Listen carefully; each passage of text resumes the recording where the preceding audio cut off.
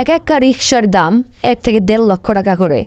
আপনারা যে এইভাবে নিয়ে যাচ্ছেন, ভেঙে ফেলছেন, এটা কিন্তু ঠিক নয়।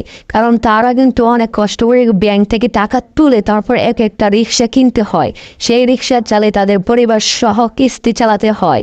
আর আপনারা হঠাৎ করে এসে তাদের রিক্সাগুলো নিয়ে ভাঙচুর করে এভাবে নষ্ট করে দিচ্ছেন, এটা খুবই অন্যায় হচ্ছে। কারণ আপনাদের যদি এতই ক্ষতি হয়, যে সব ফ্যাক্টরি রিক্সাগুলি বানাচ্ছে, যেসব ফ্যাক্টরি ব্যাটারি চালিত চালিত রিক্সাগুলি বানাচ্ছে, সেই সব ফ্যাক্টরিকে আগে ধ্বংস করুন, তারপরে আপনারা এসে রাস্তায় নির্মূল করুন। তা না করে আপনারা আগে গরিবের পেটে লাথি মারেন। এখন এই লোকটা চিন্তাই করবে, ডাকাতি করবে। এই লোকটা এখন কি করবে? তার ফ্যামিলি চালাতে হবে, আবার কিস্তি দিতে হবে। এই টাকাগুলি কি আপনারা দেবেন? এভাবে রিক্সাগুলি ভেঙে ফেলছেন। তো গাইস, আপনারা সবাই এই অন্যায়গুলো থেকে প্রতিবাদ করুন। কারণ এই যে রিক্সাগুলো ভেঙে ফেলছে, তারা এখন কিভাবে কিস্তি চালাবে, তারা এখন কিভাবে পরিবার চালাবে, সেটার কথা কি একবারও ভেবেছেন?